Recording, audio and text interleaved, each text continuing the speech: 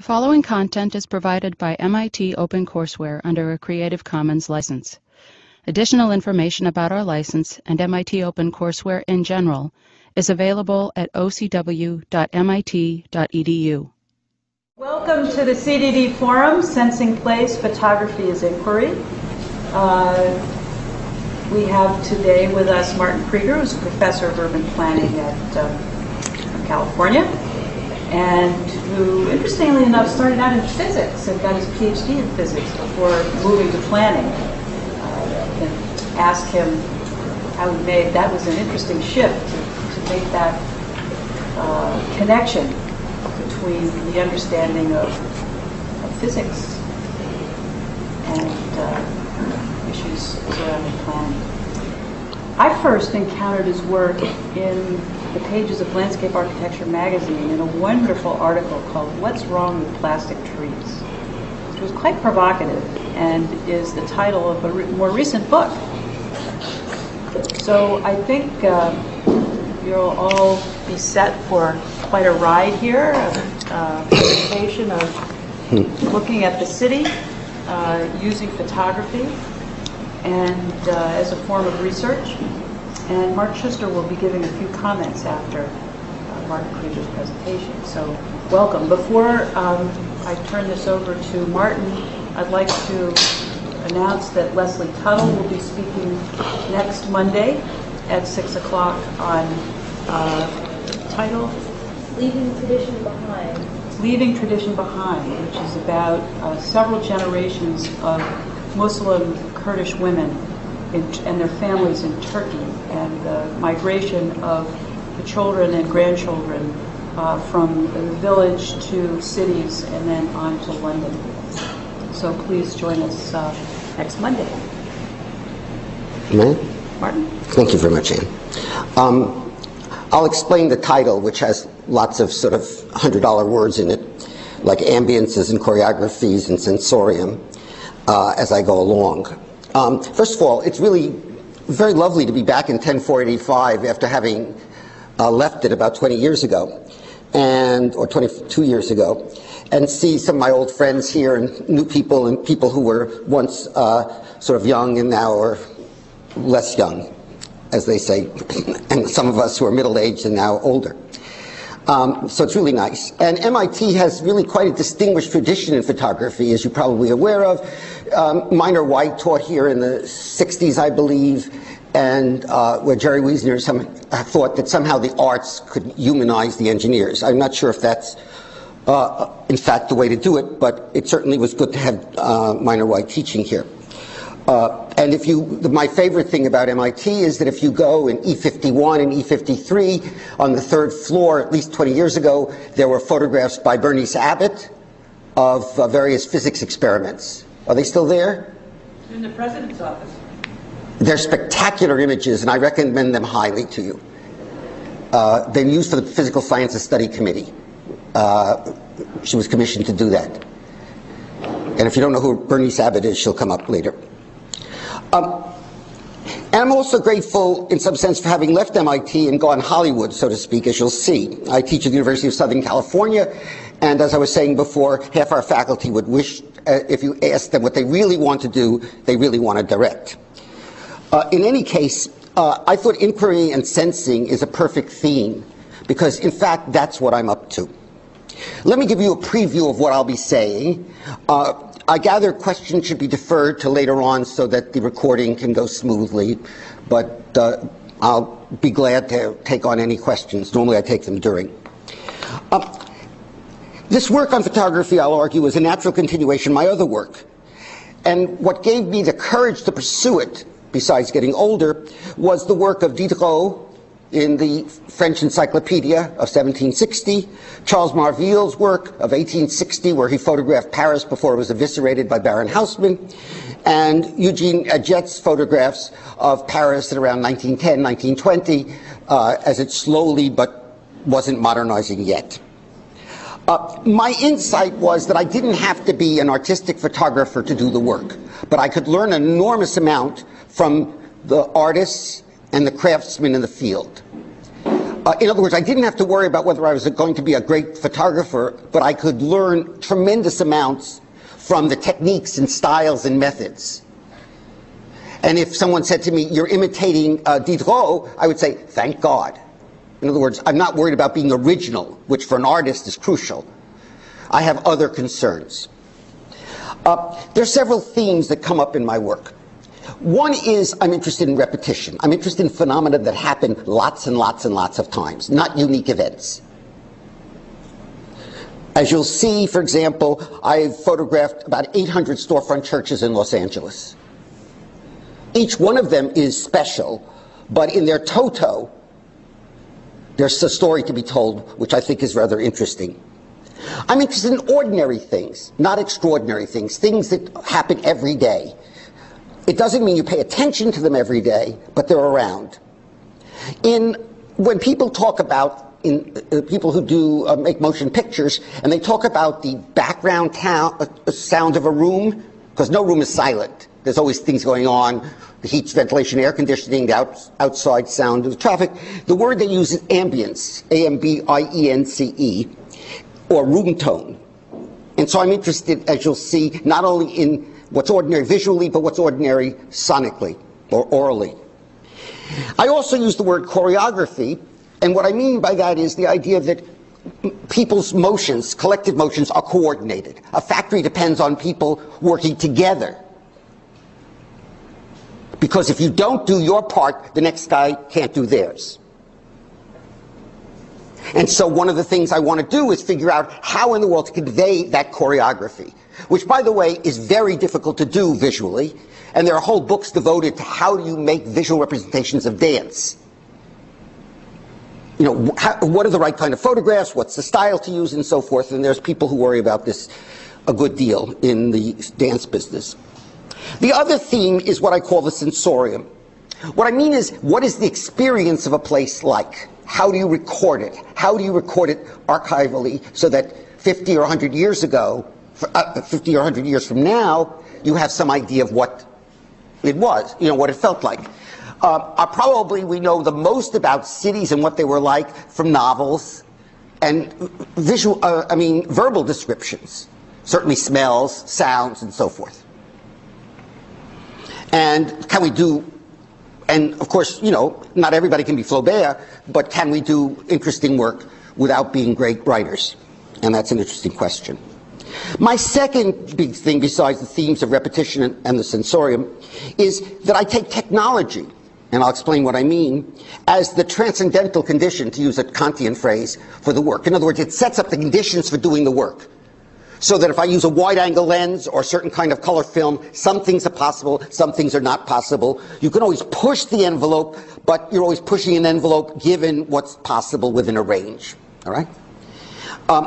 And that comes to me now that I'm beginning an oral documentation project where my knowledge of sound recording is very elementary compared to what I knew about photography when I started, and I'm just encountering that. And the third theme in my work is what I call it's being social science informed. One of the problems of visual materials in the modern university is that if it ends up in the humanities' hands, it can be like what the art historians do, which are careful description and careful using of instances. But the social scientists in general do reductionist bits on it. They're always trying to say, well, how do you code the images? Or, you know, if the anthropologist is so worried about the fact that visual anthropology is biased and prejudiced in various ways, you wonder why they do it at all. And I want to talk about a way of thinking about this that I find valuable, that allows me to do my work and feel like I am being social scientific without being reductionist. And what I mean by reductionist is giving photographs or images less credence than verbal summaries thereof. All right? And remember, we have a tremendous literature on nowadays of how visual images deceive us. And of course, historically, one of the great fields of intellectual inquiry was rhetoric, and that was also about how verbal stuff deceive us. So why do people not talk? Why do people still make images? There's a reason, I think. I don't think we have to be paralyzed. All right, that's the general themes I'm going to be talking about. Almost all my work can be described as, by the way, I will get to images shortly, so don't give up hope. Almost all my work can be described as analytic description, whether it be of math, of physics, of planning and design. I want to show the world to people who do it in such a way that it's recognizable to them, but it's analytically described in a small number of categories and a collected linked set of ideas. So that, for example, I wrote a book called on the Physicist's Toolkit, and the idea was, could I set a small number of basic ideas that dominate how people do analysis or basic models? And all I can ask from the scientist is, yes, that sounds right. Yeah. So what? Then I've won the game. Why? Because I found a representation that they find believable. Now you could say, well, why should you give them authority about what physics is? Well, my idea is that if I can reproduce the world that they know and they recognize it, I've done pretty well. And the reason I say all these skeptical remarks is because I've encountered them over the years, and it's the bread and butter of social scientists and academics to be skeptical. I could do it, I guess, as well as anybody, but it's not what my bread and butter is. And what I want to do is give analytic description for the purposes here of what I call the drama of ordinary life, whether it be worship in a Pentecostal church, how factories are organized and how people work together. And also I want to talk how the built environment is molded and is molded by us. So for example, most recently, we have a LA County General Hospital, which I think has been featured on TV shows for one of the TV series. But its county is famous. It's a place you go to get lots of experience with gunshot wounds and so forth. And it's being closed down and a new hospital is being built because of earthquake and politics. And so I recently got permission and went top to bottom photographing the hospital and people working there. Not any of the patients, because that would have been impossible.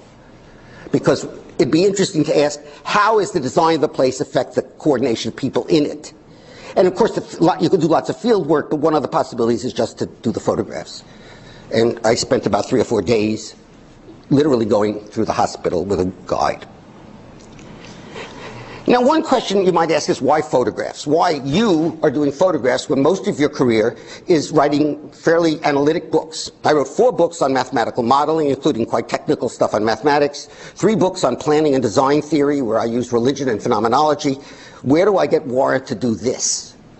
Well, there are 3 reasons. One, I've had a long-standing interest in this and actually wrote about it. And in graduate school, for reasons which I can't recall, I ended up taking a course on social science uses of photography from a guy named Paul Byers, who was Margaret Mead's photographer. And Margaret Mead was very big on photographs, visual materials in social science. Second, what do you do after you write your big book in your 50s? Here I am, I write my big book. Right? Deepest, most difficult, kills you, right? Knocks you dead. It's not necessarily longest, though I think it was. It's called Doing Mathematics. And I barely get away with writing it, in the sense that it's at the edge of what I understand. And do I want to write another one? And it's very interesting. I realized that I had nothing more to say. Or, I mean, I could have more to say, but it wouldn't be much of an improvement. So, in some sense, I had room in my research portfolio. And thirdly, we moved into a new building 5, 6, 7 years ago, and it had a room called a gallery. And I was put on the committee to figure out what to put in the gallery. Well, you know what committees do, nothing. So I just figured, I asked them, well, I can put up a show of this stuff and that stuff, and so I became, quotes, curator, though I didn't know that. I just kept putting up shows, and my secret was I didn't ask for much money from my dean. So no one controlled it. The shows kept going up. They may have been a little cheesy in how things were stuck on the wall. The posters didn't look gorgeous. But there was a show, 3 shows a year, and it's been going on for 5, 6 years. And eventually everybody thinks it's part of the furniture, which is what I've done. So what I did was about 8, 9 years ago, I started gingerly and started taking photographs. And what made it work was, and this is the thing that seems to me the deep insight, a city is an archive of its past. Nothing goes away virtually. The physical the built infrastructure does not go away. You build it for 50 years, it lasts much longer in general. Everybody says everything gets knocked down in Los Angeles. That's not true. It just isn't true. Everything, essentially, for whatever reason, almost nothing gets knocked down compared to what gets renovated, repainted, redone. I've been walking around Boston all day today, and what's really impressive is how much that's going on in Boston. I mean, much more than in LA, but you have more old infrastructure, and old buildings and so forth, and I guess a deep need for condos. And so if you go look at a city visually, you will see the historical layers right then and there. So it's enormously rich. In other words, it's sort of like doing archaeology, but you don't have to dig very much. And you know there's a field called industrial archaeology where they try to figure out how a factory worked 100 years ago. Well, this is much like that, except lots of things are just there on the surface, and it's quite remarkable. And I'll get to some examples. And also, I could get away with doing this photography. For whatever reason, I was not obtrusive. I go there and I look like, someone said, oh, there's that old man with a camera.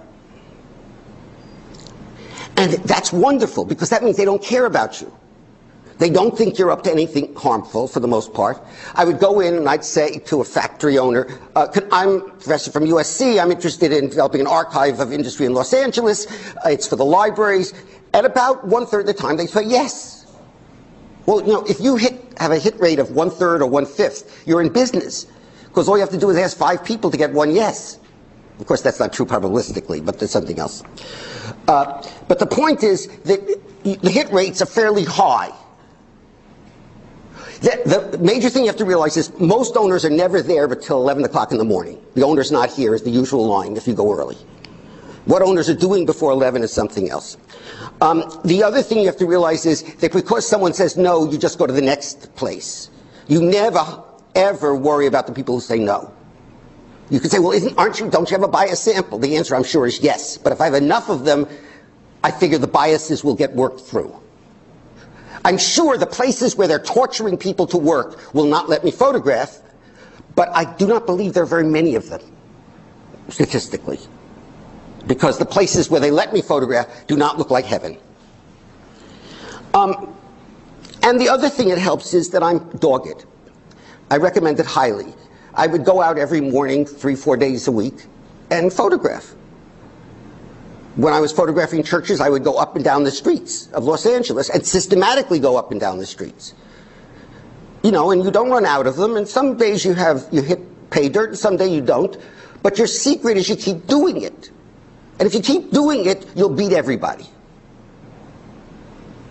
And if you don't worry about your photographs being perfect, but making sure you just get decent images and you keep doing it so you're not sitting there agonizing, and adjusting your this and that, you get it done. And there are costs to my technique, but the advantage is it gets done, and I'm big on that. Nothing is worth doing if you're not going to do it, at least so I believe. Anyway, let me show you some of the work I've worked on. And so what happened is that I had the doggedness, I had the fortune of not, some people, there's a guy named Ken Heyman who is 6 foot something, big guy. He can fit into any corner. He never seems to take up space. Probably twice my size. Other people, just don't have the style or something. I have no idea why I get away with it. I'm polite and so forth, but maybe anyone can do it. I recommend it highly to try. Anyway, there are several important themes in the work I've done. I started out, actually, the first thing I started doing is in Beverly Hills, where I live. The largest form of urban renewal in Beverly Hills is done by Persian immigrants who buy a property, knock it down, and put up what I call a Persian palace. A Persian palace is a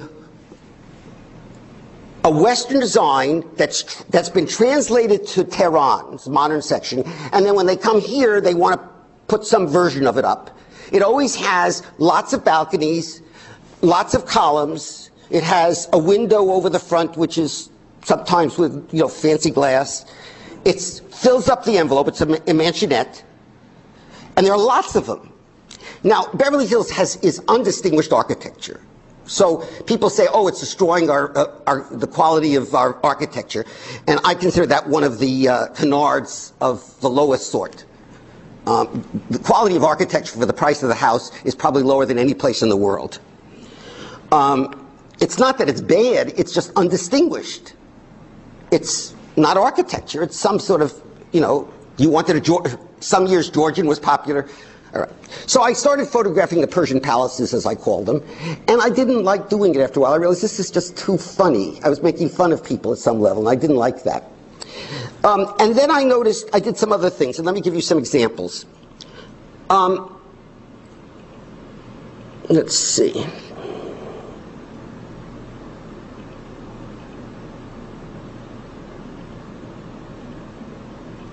Yes, this is nail parlors. I'm convinced that in California and Los Angeles, more money is spent on keeping women's nails in shape than the budgets of most small countries. The nail parlors are ubiquitous. They reflect the fact that, but it's not just that there's a demand, there's a supply. You know who the people who do the nail parlors, they're mostly Vietnamese immigrants of late. I mean, I'm sure it's changing, who could get into this field.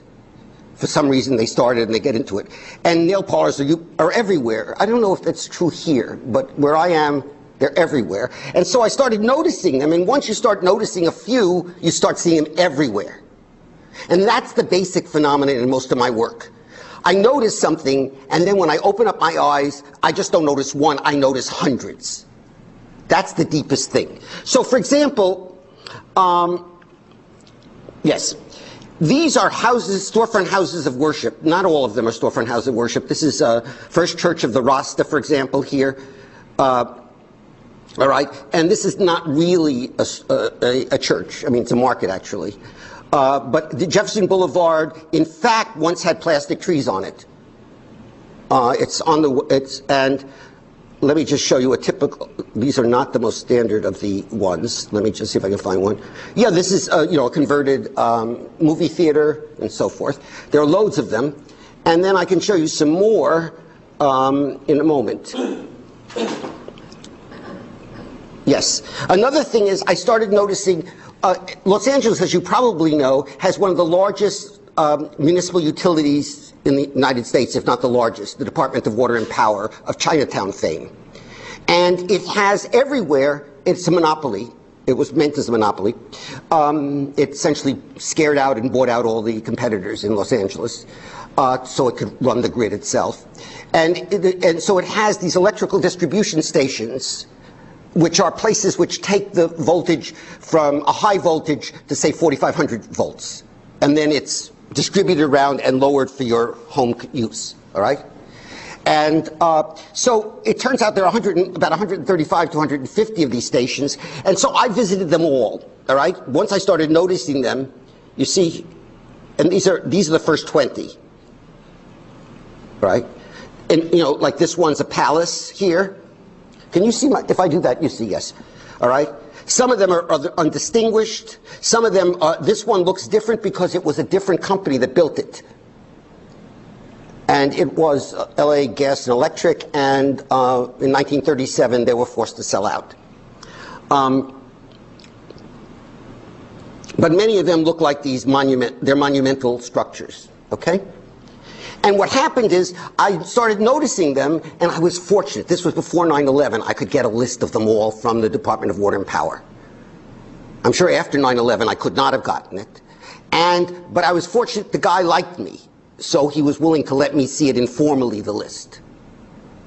And so they're all on the street. They're not hidden. But to have a nice, convenient list. And so that involved literally visiting all over Los Angeles, because they have to be in every neighborhood because the job is to apply power. So in some sense, if you visit every one of these, you visited almost every section of the city of necessity, which is sort of nice.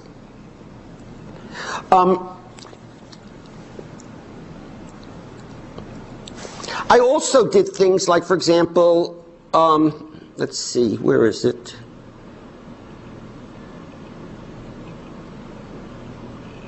Yes, This is not very clear, unfortunately, but what I did was I started photographing industrial streetscapes. In other words, I would find industrial streets in Los Angeles and literally photograph every building on the street. Okay? And this is one street on Clarence Street, actually, which is on the east side of the river in the flats. And over here, this market is where some guys got killed soon before, and people are always worried about my well-being, but I tell them no one commits murder at 9 in the morning on a weekday. You know, there's no one out to do it. You know, the crooks are not there. But so this is one area where I went, you know, it's an industrial area, and the idea was to somehow capture that industrial streetscape for future use.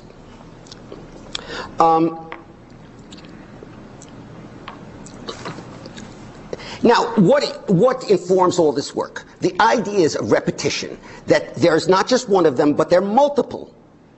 And there are multiple for good reasons. There are multiple of these departments of water and power electrical distribution stations because they have natural sizes, roughly.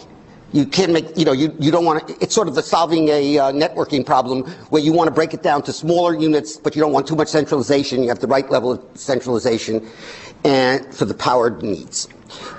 You have too many at the edges of Los Angeles, Angeles's boundaries. Why? Because Los Angeles is a place that's been in the business of annexation for 100 years. And so people from the Department of Water and Power figure, well, we might annex there, so we might as well put it closer to the edge. We stopped annexing at some point, but that's why they're there. For example, the storefront houses of worship, which I visited, and I have about 800 of them, and the secret of that, how do you get so many? You just go up and down streets, and you keep doing it until you get sick of it. And, you know, if your stomach is good, you keep doing it for a few months. And the trick there is the following. By the way, did everybody know that today, this month is the 100th anniversary of Pentecostalism? Here's what happens. In 1906 in Los Angeles, at the Azusa Street Mission, which is now in what we call Little Tokyo, there was people started speaking in tongues. Now it turns out people have been speaking in tongues before this, well before this, in other parts of the United States and the world. But this turns out to be the archetypal moment from which it spreads in April 1906. And it's the source for what we call modern Pentecostalism. So Los Angeles is the Jerusalem of Pentecostalism. And then the other thing that's very important is the great migrations up north, from the south to the north, which brings African Americans on certain routes and so forth. The other thing that's crucial about the storefront churches, which is important to understand, is where are they located? They're always located in storefronts, right? Well, people don't build storefronts for churches. They don't pay enough rent. They built them because if you had trolley lines, people would get off the trolley lines and do some shopping on their way home or to and from. Well, the trolley lines eventually go. The storefronts are still there. Turns out, and the neighborhood doesn't do too well. So these are the people who can afford, you know, who can rent them. And there's obviously nothing better you can do with them. So you have large numbers of storefront churches. Most storefront churches are small, you know, 50 to 100 at most members. The mega churches are an entirely different business. I don't know what happens here, but mega churches nowadays are occupying, you find them in industrial parks in Los Angeles. You know, they take over a building and suitably, you know, sacralize it. But remember, it's still a tilt-up, right? And so there's a long story, and what I've done with that, for example, is I try to look at the symbolic content. I look at the quotes from Scripture that they all put on their thing. It's connected. You know why it's Pentecostalism? Because on Pentecost, the apostles, if you look at in Acts, the apostles start speaking in tongues. And so these are the return of, so Pentecostals think of themselves as essentially as recurrences of the apostles. And that's what's so interesting about it. And so you can connect the locations of the places, how they're marked, what do the structures look like, what kinds of symbolic contents, why they're where they are, and who's going to them in a systematic way. And so what you see is not just hundreds of storefront churches, but storefront churches in certain parts of town. And they have reasons why the storefronts are now occupied by the churches rather than by bakeries or something else. So that's the kind of thing you want to do. The same thing with the Department of Water Power. You can start telling a whole story about the history of the architecture, because at one time it looks monumental, eventually it sort of becomes boring and dull, and of late it's become handsome. And it all to do with the nature of relationship of the city to the people who live there. In other words, these photographs gives you a handle on much larger systemic factors once you start learning more about it. But of course you have to start reading the history of Pentecostalism, or start understanding the kind of stuff that your students at MIT would know. Well, actually they don't know usually, because they learn about microelectronics, not about power systems in general. But, you know, would learn about how electrical systems might work, and so forth. And so that's what makes it really worth doing, is that you're not just finding casual images, you're also really getting a chance to plug into much larger stories. Now you can say, do you need 800? Wouldn't 600 be enough of the storefront churches? I don't know how many you need. Leo Steinberg, in a very different context, he's a very distinguished art historian, said, for phenomena which people don't want to believe, no number is too few. Once they think they agree with you that this is a real phenomenon, 2 or 3 is enough. So because their skepticism says, oh, this can't be real, what you're saying. You know, to treat Pentecostal church, these storefront churches, like you would treat Chartres, interpreting its content and so forth. Oh, come on. So you have to keep doing it. When they finally get it, they don't want to see anymore. So the numbers are partially just sheer persistence and survey, partially it's you have to bury people in the data. So they can't, that their ordinary skepticism has to be put aside. They still can challenge you, but they can't just say, this is nonsense. And so it depends, to do this kind of work, you have to have a wide range of knowledge which you have to pick up. I mean, I did not come to this subject with a vast knowledge of Pentecostalism. But thank God there are very few books written on it compared to some other aspects of Christianity. And so actually one could master the literature fairly quickly. That's changing slowly, but not as fast as you can keep up with it. The second idea, besides repetition, is choreography. What I want to do there is try to understand how complex systems of people and machinery and processes work together. And that could be the flows of people and machinery and goods in a factory, or the worship process in a church. In other words, it's different. It's one thing to take pictures of 800 churches' facades. It's another to go into them and start photographing or making videos. And what the one thing you want to do when you go to these churches, you stop take pictures of people having transcendent experiences, you know, the eyes rolling back, all that stuff. You know, that's a sensationalism. Tom Roma specializes in that. And other people do. What's really interesting is their ordinary sets of behaviors, how they're coordinated, how they work together, how in Pentecostalism in particular, which is supposed to not have an order of worship and everybody is to just feel it, everybody actually feels it, but they're highly disciplined by the pastor and by the rules. In other words, even though it's supposed to be spontaneous, the spontaneity is highly disciplined and controlled. Right? And so that choreography is what interests me. And how do you photograph that and how do you get documentation of that is very difficult. And I've been trying to do it and I make no great claim there. My most wonderful thing that happened to me last week is I was down photographing, I was going to photograph the moss in the cracks in the concrete, because I was interested in what kind of plants grow in a city that are inadvertent. And I haven't been able to find the literature on this, but I'm looking. And I was down in downtown Los Angeles in the industrial area, which is sort of on the east side. And I didn't find that much interesting in the plant life, but there's a firm there called Bruck Braid, which I've been to once before, but the guy said, we can't let you photograph now, because we're having some legal problems. And it's if you drive along the freeways in Los Angeles, their building stands out, you know, it's Bruck braid and Hollywood narrow fabrics. Hollywood brand fabrics are less fancy than Bruck braid fabrics. It's the same company, but it's 2 lines. So anyway, I go in this time, and the guy says, sure, we're selling, I'll let you this time. So his son takes me around, and it's filled with all these weaving machines with wood frames. They're all 60, 70 years old, 50 years old, often with power that comes from a rotating armature with leather belts. It was like, and you see all these weaving machines. Anyway, that was my favorite thing of the last 2 weeks. And what you're trying to understand is the flows of people.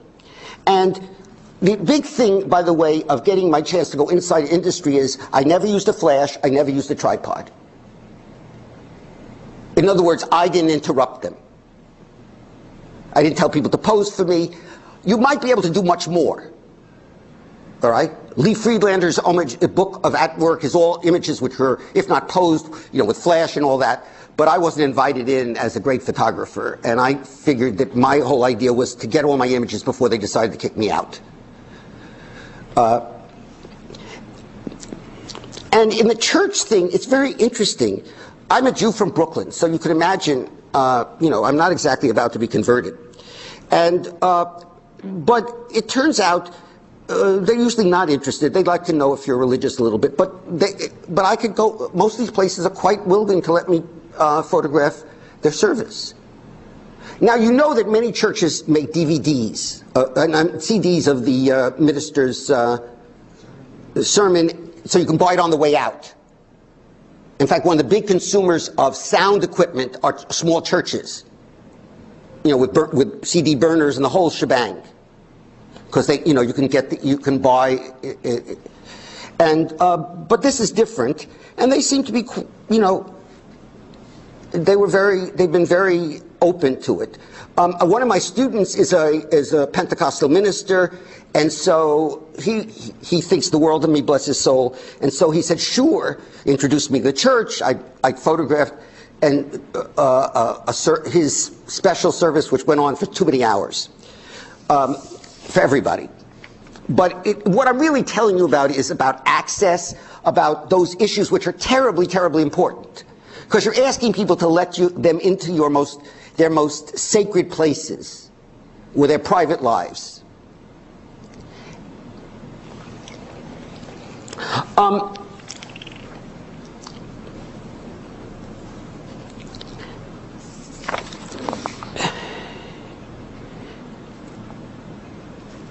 What I'm going to go on for another about 10 minutes, so I hope that's not too, is that okay?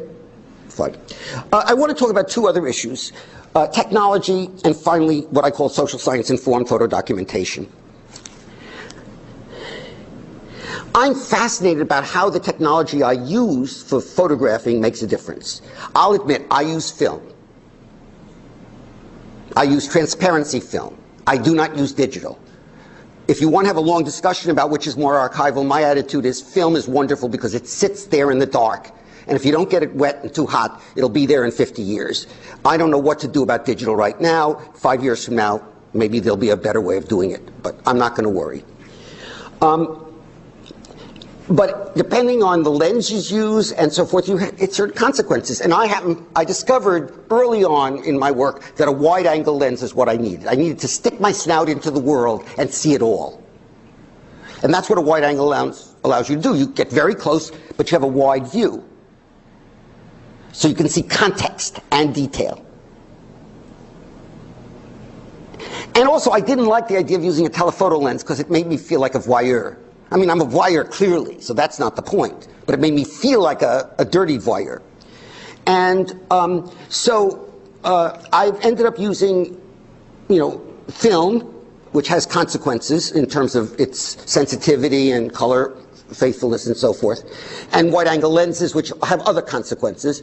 And it turns out, for example, one of the things you want, which is not obvious, is you want really good lenses. Why? Not because it matters that much, except it might. Maybe there's something interesting in the corner of the image that someone in 50 years wants to see and read. Only good lenses are good in the corners. Most lenses are superb in the center, but to get them good in the corners, you have to pay a lot of money. And most so-called consumer quality lenses are in fact not that good once they get to the edges. They fall off fairly well, and no one cares. If you use documentation lenses, that's something else, but documentation lenses are not fast. There's lots of things wrong with them. And I'll give you two other examples. I thought I would do some video work, or at least film. And I tried first Super 8 and Kodachrome, which Kodachrome lasts forever, and Super 8 film is still made, and Super 8 cameras can be bought on eBay. But the problem turned out to be that editing that, I wasn't going to do the editing. It's just too much work. And it was a bit expensive. So I did go to digital video. And digital video is easy to edit. iMovie does a fine job. But of course, using video is really hard. And I think it's too hard for me, to be honest. But the technology of digital made it possible for me to use it. My third example is my current project. About 4 months ago, our provost, I don't know if MIT has this, but our provost sends out initiatives for new ways of encouraging collaboration, presumably bringing in more research grants and making the university better. And they come out fairly often. And most of the time should be ignored from my point of view because they're just distracting. But there was one about the arts and the humanities, and I was invited to the meeting about it, and I said, oh, this I need like a hole in the head. But somehow, if getting invited means I usually say yes. So it turns out I mentioned at this meeting that I tried using audio and I can't make it, I don't know what I'm doing. And that's because even using the audio, my recording was not very good. I was using mini disc and so forth, but it wasn't very good. And it turns out someone comes up to me at the break who is Mr. THX, the guy who invented THX, Mr. 5.1 sound, a guy named Tom Holman, who's a guru of this sort. He's a professor of film sound at USC. And he says, here's what I can help you. And a few days later, he sends me a memo. Here's what you need. Here's how to do it. And so that's my next big project. And why am I going to do it? Because first of all, I have Tom behind me, so he'll tell me what to do technically. And that involves things like which microphone to buy. There are many more microphones than lenses. And I don't understand it all very well. So he recommends a $5,000 pair, and what am I going to say? You go and you get that, and then a certain kind of recorder, and you try to get a grant to, as he said, you have to shake the trees to get the money, but I don't mind shaking trees, and I got some money. Second of all, what is my goal? My goal is to do accurate and archivable audio. Accurate, which means that people in 50 years from now can know how to reproduce it so it sounds right. The right volume levels, the right spatial things. In other words, you have to give it metadata and calibration, and that's never done in audio recording. In the sound libraries of the studios often do not identify the source of it because they want you to think generically. In other words, if this sound is taken in Los Angeles, maybe you can use it in Hong Kong anyway. For Hong Kong sound. And so in fact they hide the information deliberately. And most people who do sound art are not concerned about accuracy because they're using the sound to do certain kinds of wonderful things. So the idea of accuracy in fact turns out, according to Tom and what I've been able to find, not very given much energy. Even the people who worry about hi-fi don't really care because they're not really concerned about accuracy. They're interested in a certain semblance of a certain sort. And the other thing is archivable. What way of storing it will be around for 100 years? And how do you store it the best way? And what's the, you have, and these are technical issues, but they're generally not addressed, it turns out. It turns out, I didn't know how much it's not turned out, but it's required of figuring this out. And the idea that we've decided is we want to give people a sense of being there, whatever the sounds are, but we're not going to worry about, Tom has something called 10.2 sound, which is double 5.1. And involves, don't worry, it's DARPA pays for it. They're interested in simulating warfare and whatnot, and so there's people in the engineering school who worry about this. And I've been in rooms with this 10.2 sound, and it's really quite spectacular. And the way I've described this, I want to record ambience, as the technical term in the cinema is called, the sounds you don't listen to, because they're just there. You don't pay attention to them. Street noise, apartment noise from your neighbors, impure sounds, for example, people talking over something else, boring long passages. Because life is lots of boring long passages of sound, and most people say, all right, 30 seconds, that's enough. But the whole idea of a boring long passage is very important as experienced. So that's the kind of stuff I'm up to, and I don't know what I'm doing, by the way. In the sense, this is my specs. I've rented equipment and tried it out, so I know I can do it. But ask me in 6 months when I've done it, because I don't believe in promising, other than trying hard. For those who are interested, a fisheye lens has a very similar acceptance as a cardioid microphone. In other words, the fisheye lens, the way it sees the world is very much like the cardioid microphone hears the world. So you might even use the image to give some idea of what you're hearing. And what you have to do is you have to be calibrated, which means you have to calibrate the process so you know what those bits on the CD should correspond to. And it has to be slated, to use the term of art from cinema, and that means that it has to have the metadata built in. And finally, you have to use the right kind of microphones. If you go look at a microphone catalog, microphones are sort of like getting plastic surgery. It's not that you want to get the same look, you want to look a certain way, or sound a certain way, and they have all sorts of interesting nonlinearities in effect. And a truly linear microphone is not necessarily what people want from most recording, it turns out. So you have to get the right kinds of microphones with high degrees of coding and skill. And what I call is anti-Velveeta. Velveeta is a film which soups up color and saturation enormously. And you want the reverse of that. You want a natural color. And by the way, there are very few films that you can buy which have anything close to natural color. Very few. Professional, unprofessional. Almost all of them are souped one way or the other for various purposes. And even then, it's very hard to get anything close to natural color. And I could go on about, which kind of recording system. For those who care, you use mid-side technique, and I can explain later. All right. So my point is that I'm getting involved in a field where the technology is much less obvious to me, much more apparent about the choices I make, and much more crucial to what I do if I want to get something accurate and archival. And that's a discovery I made. I mean, I knew if I used really good lenses, I'd be okay. I mean, I didn't, I figured that's about all I can hope for, but this is much harder. Finally, I want to say something about what I call social science-informed photo documentation.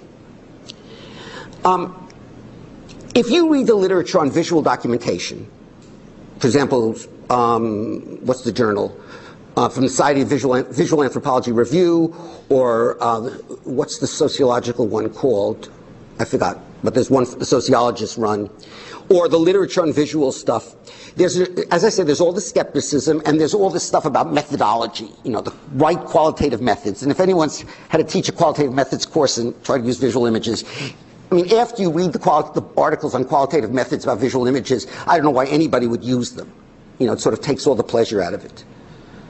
And so what I say is that my topics and understanding of how these systems work comes out of my understanding of how cities work or how industrial processes work.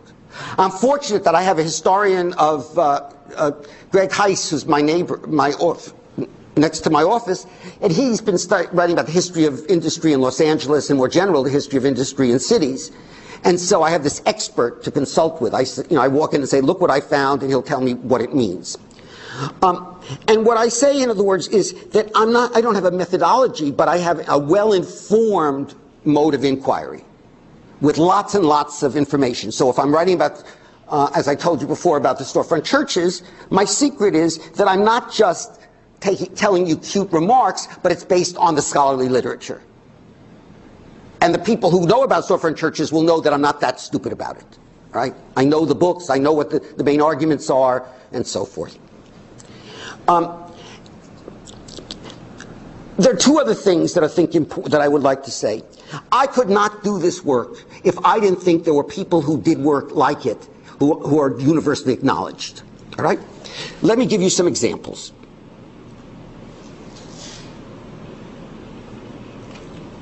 Diderot was the French philosopher or philosophe who, with D'Alembert, more or less put together the encyclopedia in 1760, the first modern encyclopedia.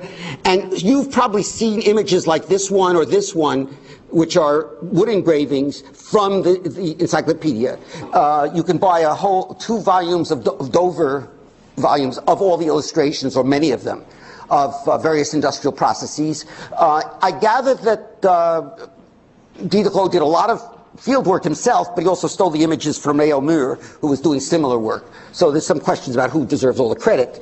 But the point is, if you go look at this, you see the details. This morning I was in a place called Slade Gorton and Company, which is a fish company in Newmarket Square.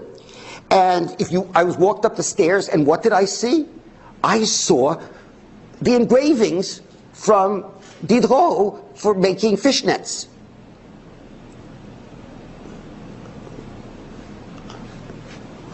Amazing, say to me. The second person who gives me courage. So Diderot does all of this stuff about industry. So if I want to describe how industry is done, I'm not alone. And Diderot is the best representative I know. Because most industrial photography is either about how great the machine is or how happy or unhappy the worker is. They rarely tell you how what's really going on, because that's not what industrial photography has been about for the most part. I have nothing against how great the machine is or how unhappy or happy the worker is, but I have a different interest. All right? The other person is Charles Marville, who I mentioned before. I think this is what I want. Yes. Who was hired by Baron Haussmann to photograph Paris before and after it was eviscerated. So he literally systematically photographed the Paris before. And you can buy books with 1,000 illustrations, 1,000 of his images or 500 of his images. And the best part, the book I have, is it shows you where he likely took the images from. You know, they figured out perspective, which. And the third person who sort of gives me courage is, no, not that. I'm sorry. Oops, excuse me.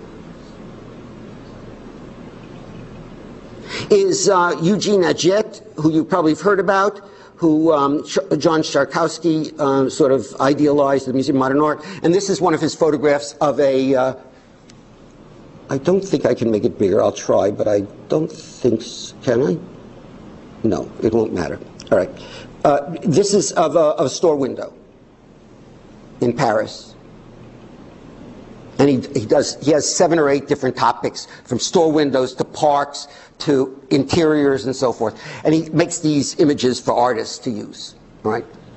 He said, I'm not an artist, I just make documents. So even though Atget really is a great artist, I'm delighted to have someone who said that. The last reason why I can do this work is because it's fundable. I've been able to get some grants to do it. That's very important, not for 2 reasons. One, because it's a good way of scaring off the people who would tell you should do it. In a university, if you can get a grant from respectable people to let you do something, they pay attention. I mean, you know that. Maybe you don't know it, but if you don't, you should. And the other thing is that it buys off time that you need. You know, if you start going out 3 or 4 days a week to photograph every morning, and remember, every hour you spend photographing usually involves 2 hours of cataloging time in the end. Remember, I've not mentioned this, but I should finally, I'll be through in 2 minutes, is I have Excel spreadsheets listing all my images by their topics. Every factory, every church, every street. I have maps of them. So there's an enormous amount of work, and to do that so they're reasonably accurate, I'm not saying about perfect, but reasonably accurate turns out to be a lot of work, especially if you're not as perfect as I am. No, you're as imperfect as I am. You know, you just have to go back and keep doing it. And sometimes you can't remember where you took the photographs. You pay for every sin, by the way. Every time you don't take good notes, you pay for it. All right, let me close. I think that the notion of inquiry and sensing place, as you call this thing, is superb description of what I'm up to. What I've done is there's an outline over there that a handout for those of you who want it, which is an outline of my talk, but also includes a 2-page essay, which I call Systematic Reflective Fieldwork.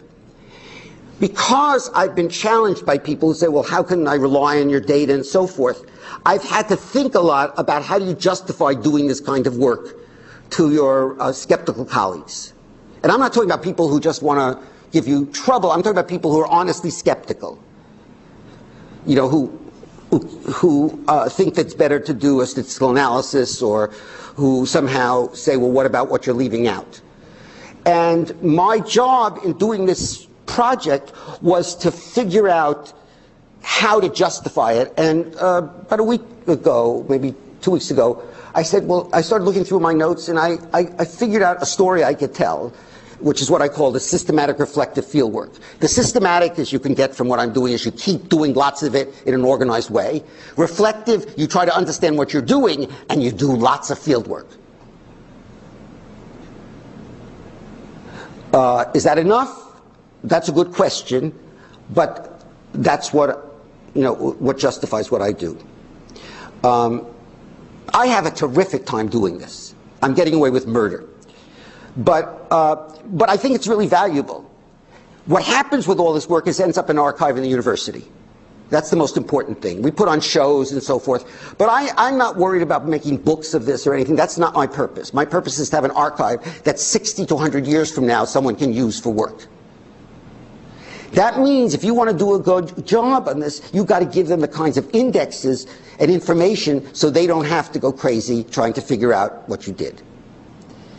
As I said, my next big project is going to be on oral documentation, and I've done a little, but I don't trust my knowledge of that, and we'll see what happens. Thank you.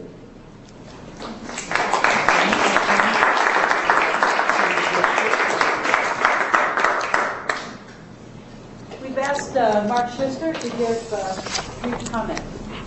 Oh, that's good. Do you need this? I guess I do. It's very good to have Marty back here in 10:45, because as you can see, the level of energy goes up instantaneously. And I remember those days with great fondness. So we're glad to have you back. Thank you. So much to say that was raised in Marty's presentation, and also by the 2-page essay here. But I want to start with something that's just been on my mind. The last 2 weeks I've had guests from France visiting with me, and friends from many, many years ago. This was the first time in the United States for the husband. The wife had been here as a youngster. Her father worked in the embassy in Washington, and their 17-year-old son. And they did a lot of observing. He's an artist, amateur artist, but they did a lot of observing of the cities that they were in: Boston, New York, Cape Ann. And I wonder if you might guess what the things they were most impressed with. Right? I asked them, you know, well, what did you find most interesting in walking around? What are you doing to me? Oh, the answer is not going to be on the screen. What were the most interesting things? And they said, first, everyone goes around carrying a beverage in their hand. Right? Everyone goes around carrying a beverage in their hand. It's absolutely true, and it's something that we don't notice. Second thing, in the United States, queues work. They were astonished when we went into a restaurant, we put our name on a list. They said, come back in a half an hour. We walked around Newburyport. Half an hour we came back. They said, your table's ready. You know, and that everybody who was in front of us had been seated, and everybody who was behind us hadn't yet been seated. They couldn't believe it. And the third one was something that is a little harder to believe. They said, it's so clean here. You know, when we go traveling other places and we say, we go to Toronto and we say it's so clean, or we go to Disneyland and say it's so clean.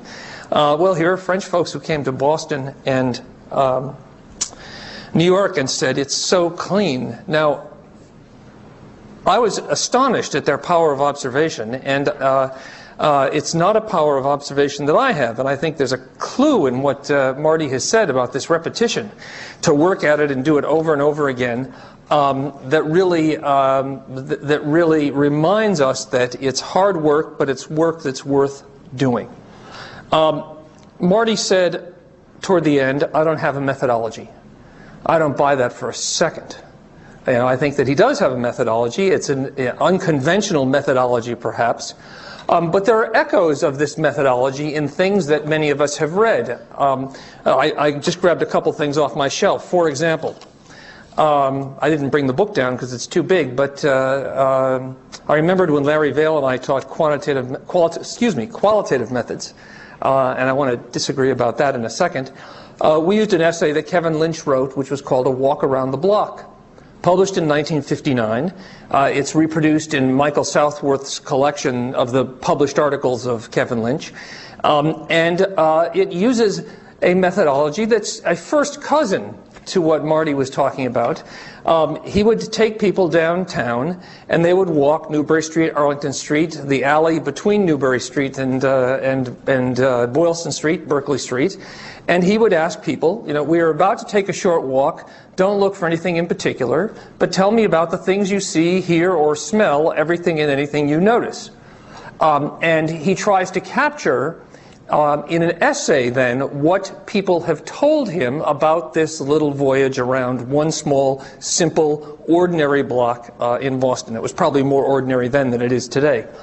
Or 1980, Grady Clay, Close-Up, How to Read the American City. 1985, Alan Jacobs, Looking at Cities.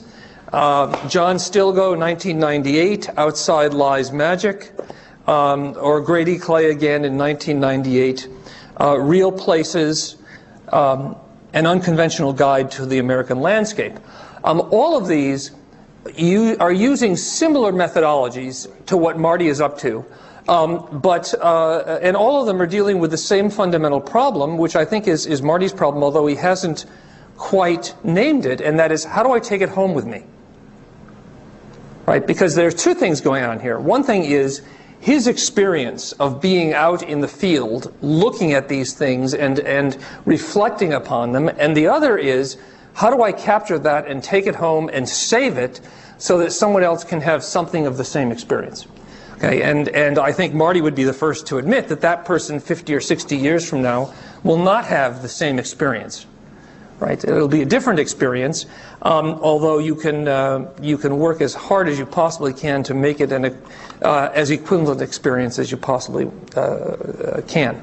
Now, you spoke about qualitative methods, and I just up until that moment in your talk, I was having very fond memories of this course that we used to offer in the group called Qualitative Methods. Larry and I taught it once or twice. Larry taught it with Sam another time or two. And it's been a long while since we've actually taught it. And perhaps the way in which we went about that is not a way that you would today accept after your experiences in the field. But I think it's a mistake. And I think many of the students think it's a mistake that we don't offer such a course, and that we really ought to.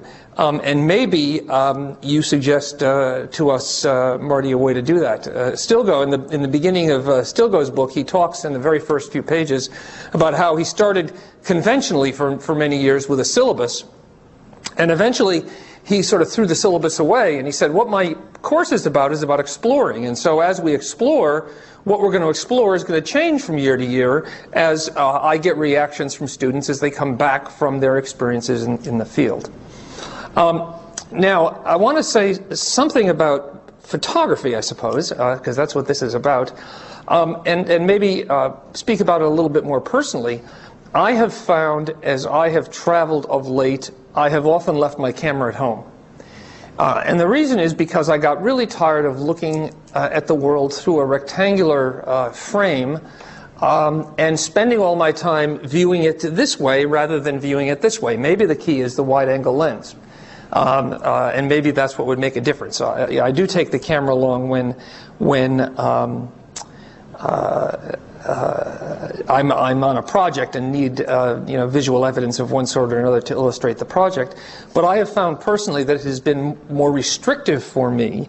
That makes the trick of bringing it home much more difficult. Right? Is it a journal? Is it just your memory? Is it some other form of recording that allows you to bring some of this home, to catalog it, to categorize it, to you're doing a lot of very traditional social science things. You're categorizing and you're sorting and you're organizing, and I bet that Excel spreadsheet is organized by, you can sort it by the various columns, which helps you sort it into different categories. That's not very far away from the traditional social science methodology. And finally, I end with a question. I mentioned the name Tim Samuelson to you once before, and you haven't contacted Tim.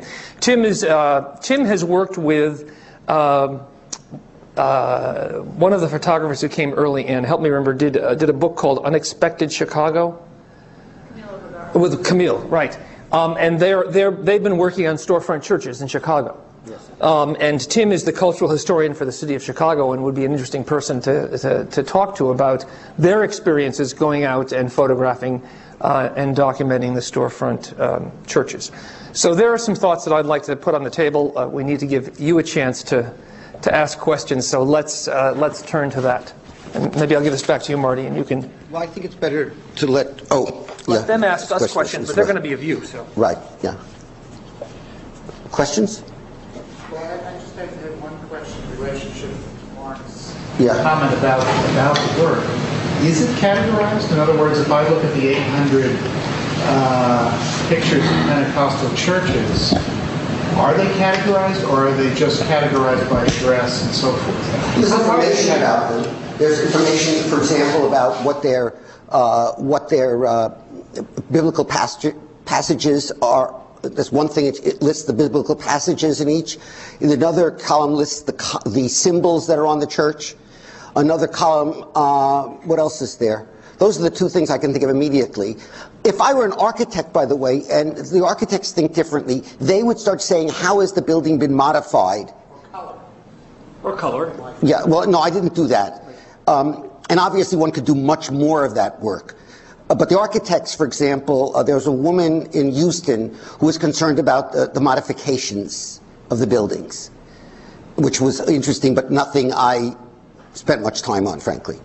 So, but the categorizations are not very deep, I must admit.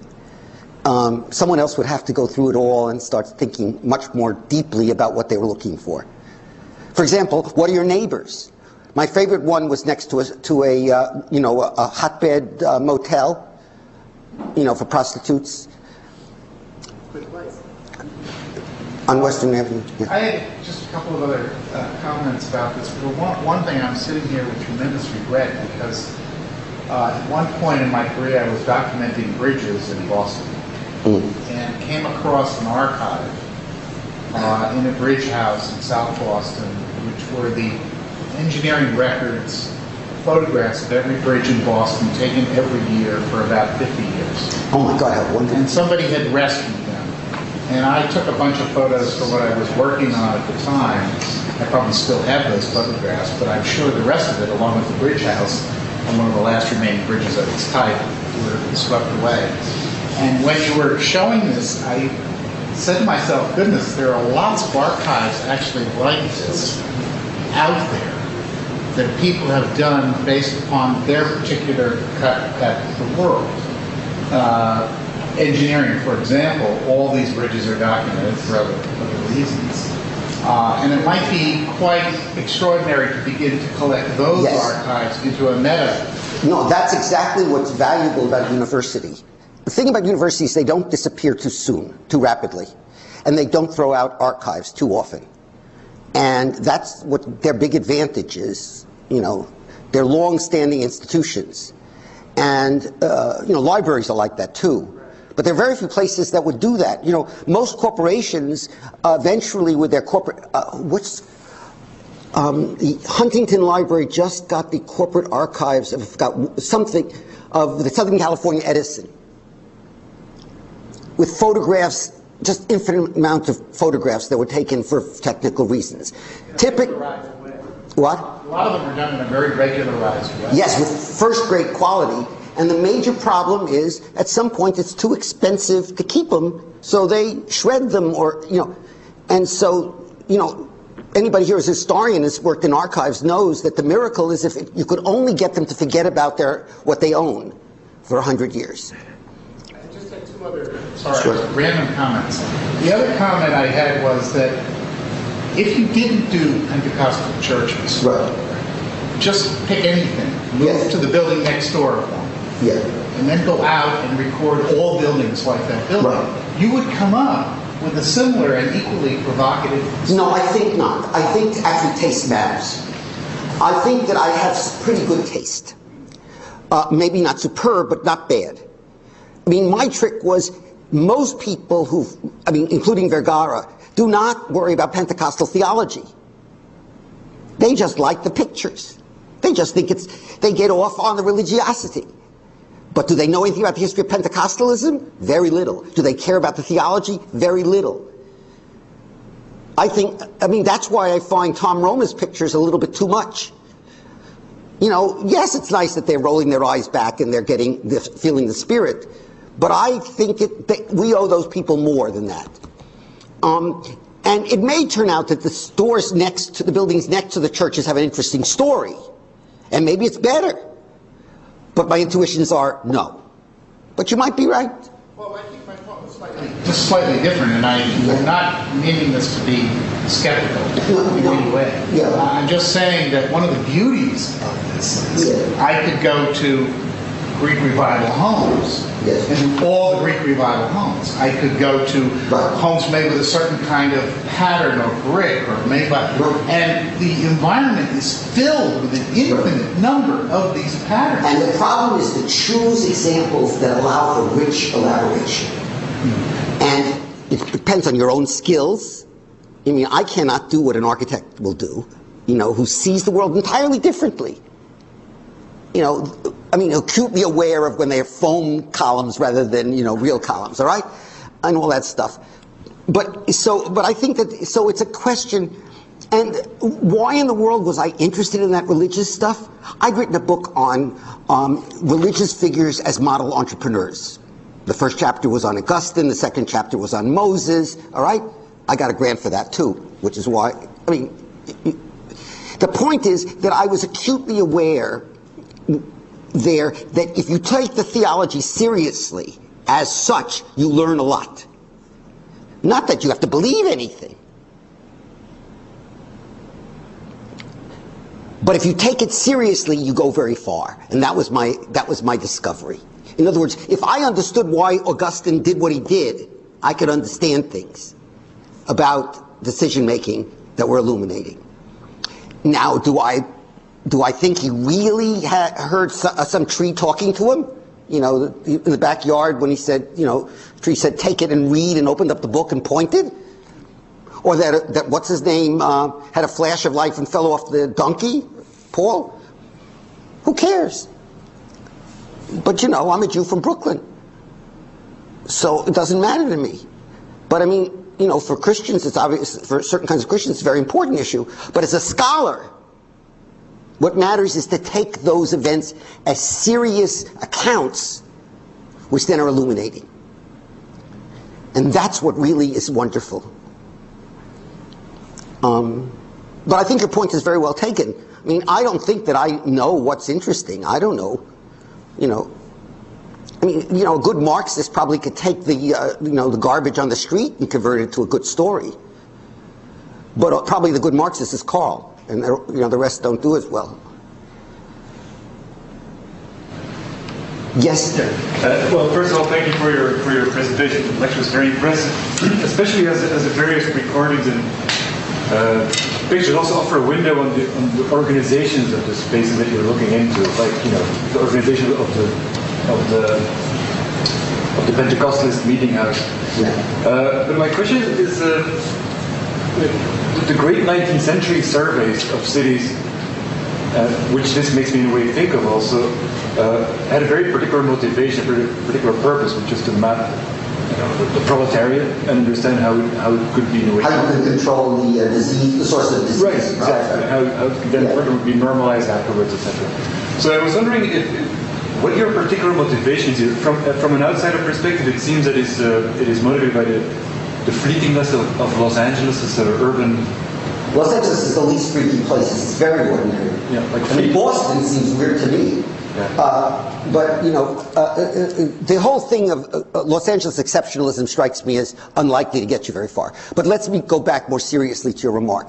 Well, the question is, what is driving you? What is propelling you forward? What propels me forward? It's a good question. Why in the world did I get interested in such a thing?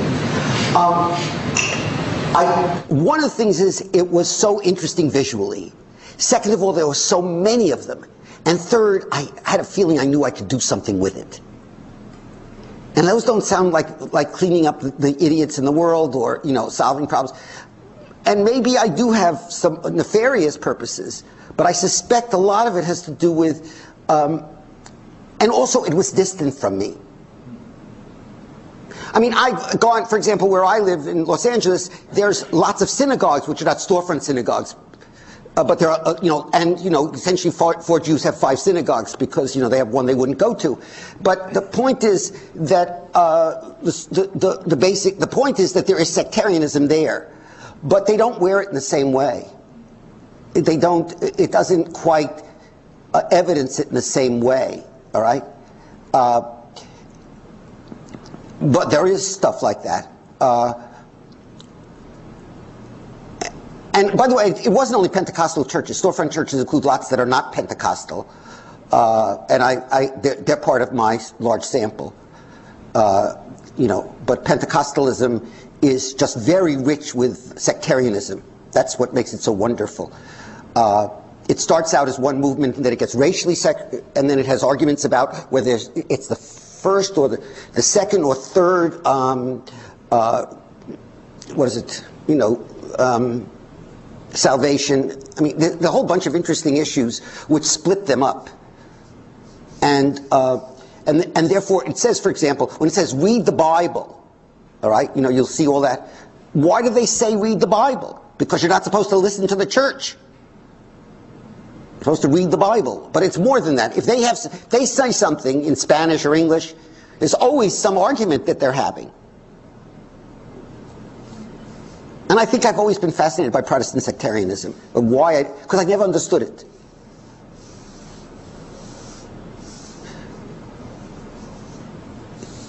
Yes? Yes? Yeah. It seems, can I make just a comment? Yes. On what you shared with us tonight, which I've enjoyed very, very much. When I last saw you here at MIT, you were concerned with the plausibility of models of urban phenomena. Right.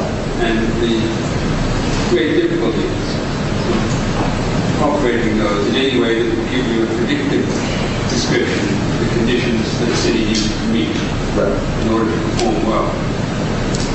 And it seems to me that you're exactly on that same track. Only you moved in the other direction.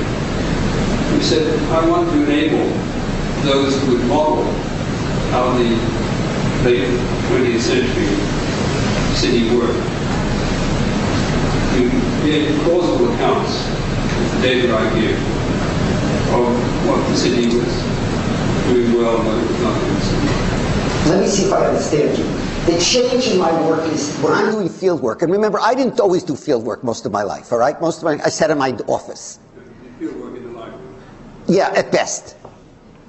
Mostly up here. But, you know, and then I would go to the library to confirm it. But the point is, this is a very different life I lead now. I mean, I don't feel like reading most of the time. What I want to do is go out and look. I go read because I want to understand something. You know, but it's a very, you're right, it's a very big change. It's not that my previous work wasn't empirical. It was very empirical to my mind. But this is driven by the world. you know, it's what the world takes hold of me. Does that say?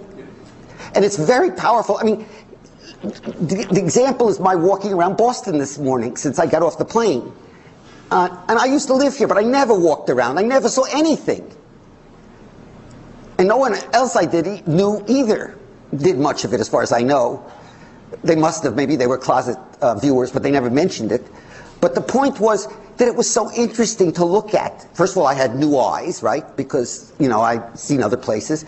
And, you know, it was just, the world hit me, and I don't know what to do with it now. And you can say, come on, this is just Boston, probably the most studied, academically studied city in America. All right? But maybe other than Chicago. But it was remarkable what I saw. And it will force me to think again, and I probably will have to come back and do a whole bunch of photographing and thinking, and probably write things on brick and some other things. And also, the most interesting phenomenon is the cheek-by-jowl-ness of it. It's also in Los Angeles. The most interesting is how housing and industry are cheek-by-jowl all over. If you have big companies, no, but if smaller factories and so forth, historically, you have an enormous amount of housing and factories across the street from each other and around each other. And I don't know if everybody notices that here, but it was really striking to me today. And so, yes, you're right. You're deeply right. I mean, the best thing in my life is to go out and do field work.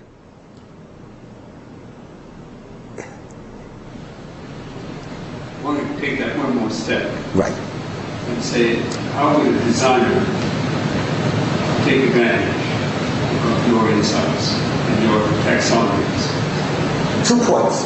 One, I think it really does say that it's worth going to look. You know, the usual line about architects is they go traveling with their cameras and bring home slides. You know, and they look, you know, they're looking all the time, and, you know, at least the architects I used to know. But I think so there's one important thing, that you really need to go look. You can't read books. Books and pictures will teach you nothing unless you get hit in the face, I would maintain. They teach you a lot, but they don't teach you the deep things, all right? So that's one remark, which is not what you asked.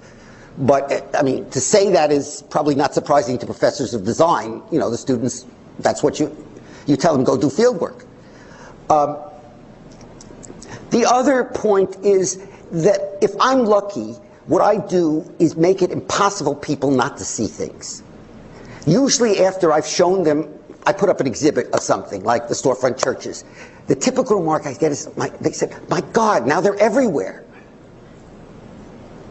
Because you've systematically learned not to see things. And once you are, sort of, they become topical. What's the word? There's a word that they use, salient, but there's a nicer word than that. Essentially, when they become topics for discussion, people then start seeing things.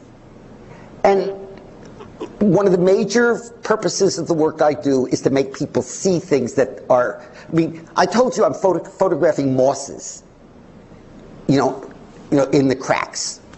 And I have a feeling it might be interesting, but it might not be. I haven't found a useful botanist yet.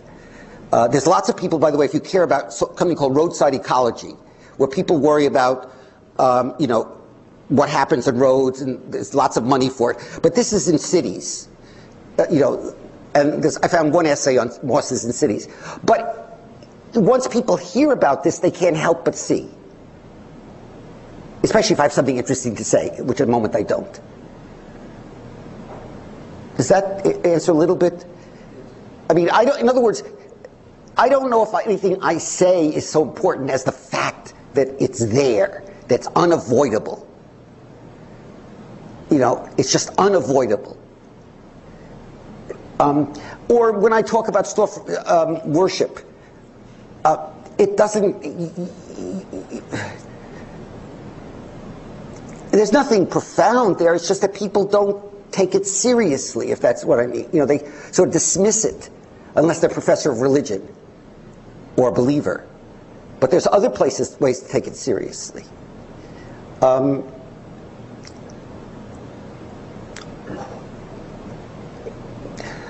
that's the most useful thing. Or that you see, the other way to put this is that what you have to learn as a designer is that things just don't happen. They're happening for a set of usually political, sociological, economic reasons, and there's a reason why the storefront churches are where they are, and there's a story behind that. And so it's not just things happen, they happen in a coherent way, in a meaningful way. And that changes things, because then it becomes a linked set of motives, and what you see and how it works are related. And that seems to be a deeply important thing for people who do design. They know this, sort of. They're not stupid. It's just not part of their bread and butter way of thinking in general. That's why city planners and designers are often so very different.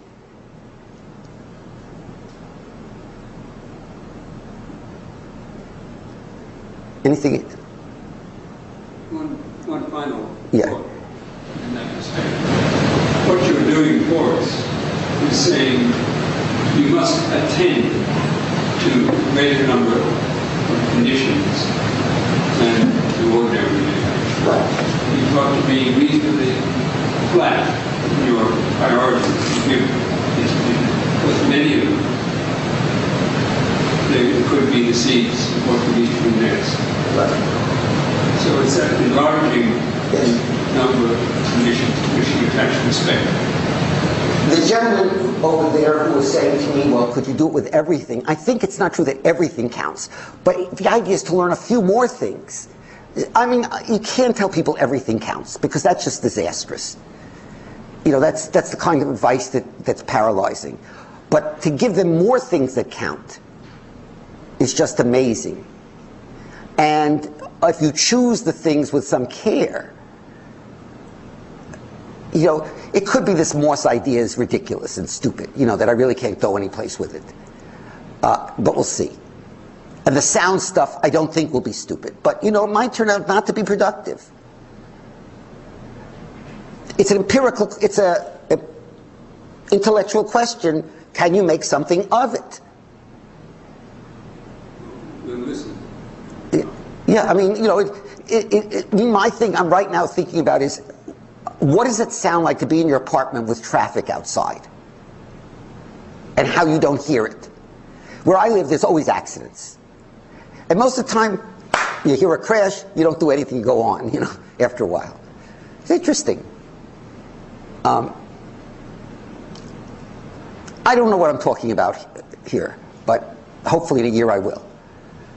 My friends who do sound design and sound editing for films, they're very articulate about using sound. They know exactly what they want, not exactly, but you know, for them it's a vocabulary-rich, laden thing. But and their thing is to create an ordinary feeling. You know what I mean? They're trying. Remember, their problem is there is no good ordinary sound to be recorded. They have to put it all in, because the background sound is never right. You know, the background sound in the studio or even on stage, they're completely artificial about it. And think of lighting in theater, right? Where it's all, you know, let there be light. Each lighting designer is like God.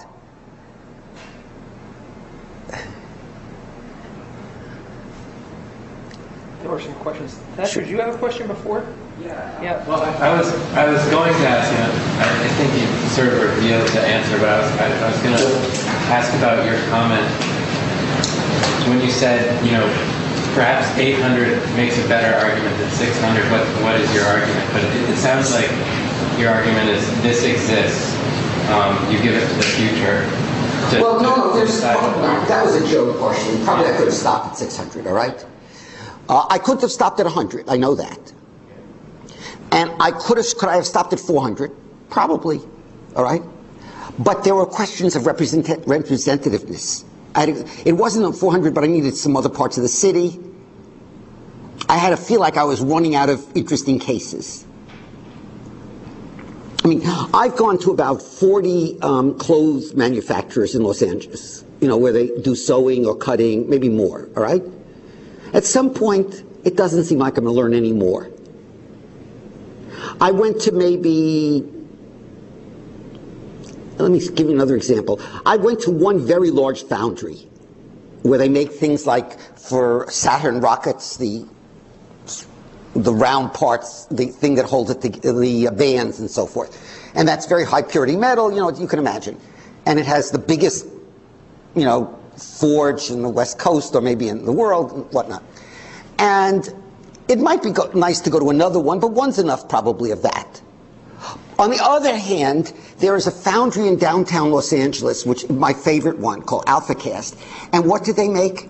They make things like light poles, you know, and those decorated things out of cast aluminum and clay. Right? And I'm convinced that what I need to do there is not go to other foundries, but study this one better, more. Because the men there, first of all, they know me finally. You know, they're used to this guy who keeps showing up. But they're friendly and they work together and they, you know, it's a very coordinated business. You know, I don't know if you know that many kinds of work are really quite dangerous. For example, working at the ports is extremely dangerous because all you need to do is have a container fall on you.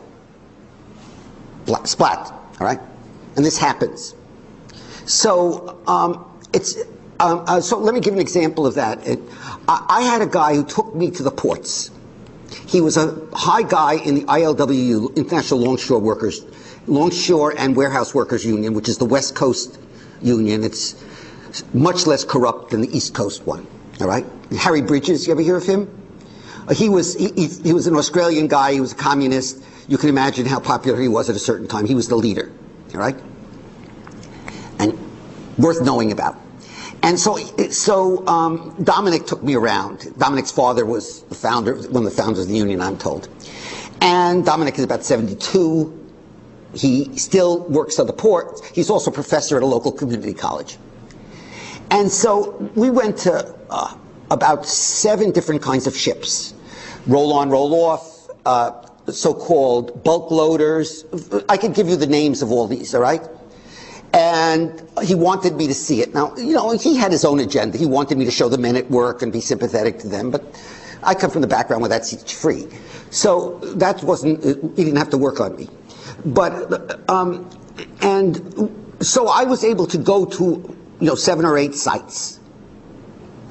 Should I go to more, is a question. I don't think so, all right? But it might be interesting, but I'm not going to, because it was hard to get access. But I went to every main kind of ship, you know, freight ship, from container ships. Oh, let me show you this, just for the fun, just to brag. Oh God, the problem with all this stuff is that we've worked so hard at producing this that I can't find it. Let me get rid of some of these. I want to show you one other thing. Yeah.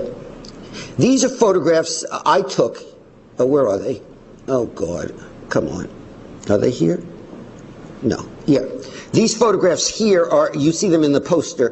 This is a couple actually. They met in the union hiring hall. All right? And they are called front men. The things coming off the ship. This is looking into the hold of a ship. This is some of the documents that go on. This is, I was up a 10-story high in a crane. That's my bragging. And it's a woman doing it. She's a crane operator. And then you ask, how'd she get to be a crane operator? There's a story. These guys love their work. They're really terrific at stowing and unstowing things. They really like doing their work. I mean, I met them and talked to them. Yeah, what's his name? Oh, I forgot his name. I met him, Sam. I kept meeting him at various having different jobs. When they load up a ship, the idea is you have to make it sort of uniform, otherwise the ship will tilt, which is not what you want. This is the set of assignments at Disney, at a Disney crew boat. You know, at a Disney cruise boat. And each of the different kinds of luggage, different groups of luggage, has a different Disney figure associated with it. This is another one. This guy has an ILWU, you know, tattoo, and this is people waiting to find jobs. All right. So I don't think I would learn more by doing many more photographs, but I could have a lot, I could, do much more. Have you ever read a book by Alan Sekula called Fish Story? Sekula is something of a, let's call him a Marxist, and a terrific photographer. And you ought to read it. It's all about essentially how the destruction of essentially the old labor ways destroys a certain society. Very smart man. A little bit too much for me, but that doesn't matter. But the photographs are so gorgeous, it gets in the way. It's someone who's, if the photographs are too gorgeous, it's hard to think of people as being victimized. But that's another problem. But I do recommend it if you want to see something like that. But my purpose was not to do the fish story. My purpose was to show the context in which people did their work. I was less concerned about worrying about whether they're victimized or not. I don't know why. That doesn't seem to me where I can do any good. I just don't have the kind of personality. You need a certain kind of righteousness when you start doing that. I'm on the right side of the good. I tend, not that I think that, that Hitler, there's a good thing to be said for Hitler, or for, for the head of GM, but I just don't have that kind of personality. Other people do, and they're much better at it. More questions, please? Yes? Your maths, physics, and background. Yeah, I'm trained as I have a canonical Mandarin education as a scientist. Right. And a different sort of empiricism shows in your work. I don't mean the indexing, but it's really specific. I mean, when you say to go to these places, they exist at the periphery when when talking about the power station. Yeah. And you sort of, if you were to map them, sort of the pattern would emerge of how sort of spread and things like that. Right. So that's an empiricism that's embedded in your work. And you mentioned Diderot and Margaret, and I'm curious about what you think of some other Frenchmen who write about critical theory and everyday urbanism in critical theory, and I wonder what your views are on that, because that's essentially non-empirical. No, it's critical and it's theoretical. It's meant to be empirical. It's meant to draw from examples and so forth. But it's. Do you think they draw from examples? I'm not. Let me put it this way. Here's your problem with me. I mean, this is just being honest. It's really terrible to admit. I was reading Derrida and all those people when they were in French and only a little bit in English, because I had friends in French departments who told me, oh, go read this guy. And I was reading, and I was teaching and reading Heidegger before it became as popular as it is. Once it became popular, in the sort of the postmodernist line, I couldn't read the stuff.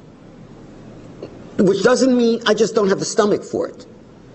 I don't have the style that's required. I mean, I just don't have, I'm not built that way. When I read Heidegger, I read him in a very unromanticized way, in a fairly technical way. What I learned from I learned something from Derrida, but not very much compared to what most people seem to have learned. So, but I think you have a deep question that's been on my mind, and anybody who has an answer, would be grateful for it. Why in the world these three Frenchmen I keep mentioning? It's not like I spend my life, where I care only for Frenchmen, but why Diderot, Marville, and Atget, right? And I asked a friend of mine, who's the one who got me to read Derrida. This is in the 70s. He got me to read Derrida in like the mid 70s. All right, before it was, it was popular in literature, but it wasn't. Gayatri Spivak's book hadn't come out and things like that. And he said, well, it's partially the Frenchmen are the great systematizers, and the rationality of it, the systematic organization. And maybe that's true. All right? Now, how that connects with this other thread is an interesting question. And of course, there could be several threads. I mean, there's also a tradition in France of fantastic thinking. But I've chosen these particular, figures. So maybe I've chosen one thread in French thought. But I don't. But I'm not answering your question. I know that. But I don't have anything smart to say about it. But I was sort of struck one day. I said, "What am I doing with these French guys?" You know. And it's because they serve my purpose. But then you say, well, you know, this is not exactly an abstract tradition. These are people who know about each other historically. And so it's an interesting question. Yes? It seems that the branches sort of acquired, I'm not sure of this, but if in the past they knew each other and maybe sort of the sensibilities fed more into different streams of thought, it doesn't seem to sort of happen now, where this sort of empirical work and sort of other presentations we've seen in this series that are empirical don't seem to borrow from there and from where? From say critical theory, and I'm not suggesting that they should. What I'm interested in knowing is what your view on the intelligence of those theories are. Well, can they feed into sort of? Oh, sure. No, first of all, there's a whole bunch of people who you know. There's a book called by oh God. She's married to a photographer. She's a literary critic. The cover has a picture of her naked, taken by her husband. Oh God, I can't think of her name. I think she's at Iowa or something. She's a well-known feminist critic, all right? And there are people who do worry about this. Remember, look, here's the answer to you, which is sort of the blunt thing. There's Susan Sontag. There's Bart, who writes about, you know, photography. There's what's his name? Has a whole book on photography. The sociologist Bourdieu. There's a whole, if you want the French, there's a whole bunch of these Frenchmen who do this. Why don't I quote from them, you might ask, right? It doesn't help me think. All right? Now, and you could say, well, maybe you should. No, my question is not why don't you quote from them, but what is your... They don't help me do my work. Right. But then, what is behind that rejection, or... Well, I don't know. I mean, sort of like asking a lady who's crossing the street, why doesn't she want someone to help her? No,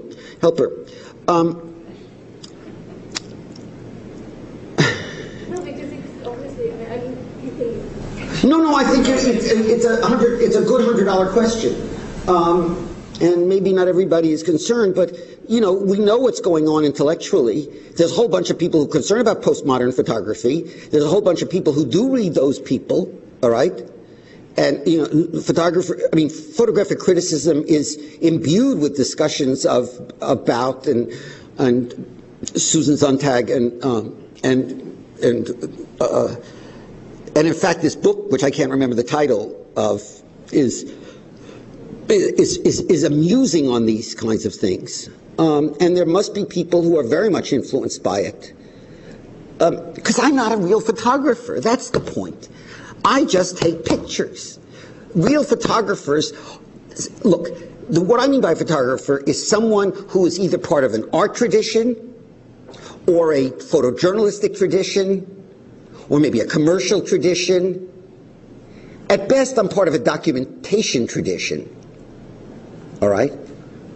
But most of we call the documentation photographers have been elevated to artists. Etche is an artist, Marville's an artist, you know. I mean, there are no second-rate documentary photographers, as far as one can tell. The ones that are written about, who do documentation, are great artists. I mean, you know, buy this thing. I'm not smart enough to handle that stuff. I don't know what to do with it, all right? I mean, I can like the photographs, but I'm not smart about what's a great artist. I mean, yes, I know that, you know, Géricault is a great artist, but we're not talking about that. And, you know, but, I mean, it's a fair question to ask. But insofar as these, you have to go, who would I look at? Let me see. Well, I mean, Sekula is a perfect example of writing with a Marxist tone.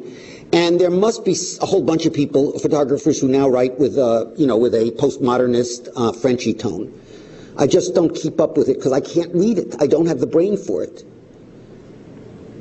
The words go right before my eyes. I mean, now maybe I'm becoming an old man. You know, that's always a possibility. I am becoming an old man, but I mean, maybe I'm, you know, losing it. But I think what John DeMoncho asked me was a serious remark. When I said I get happy, you know, going out in the field, somewhere along the line, I lost my interest in that stuff.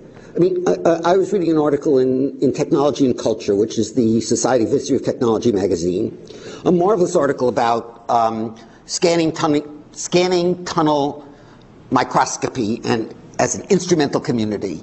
And all I could think of, which was wonderful stuff, but I said, oh my God, they're having this argument internal to the discipline about what instrumental community is and who's going to get points, and will it be Peter Gallison or will it be Jed Buchwald, or, you know, or people I know, all of whom are very well thought of, but each one of them wants to be on top, right? You know, the major rule is the more famous they are, the more they feel like they're under-recognized. If you don't know that, that's an important principle. And I don't care. I mean, I'll be honest with you, I just think of this as all, this doesn't do me any good. Now that is, to admit that as a professor is really sinful, you know, but I mean, it won't help me. What I want to know is how the industry works.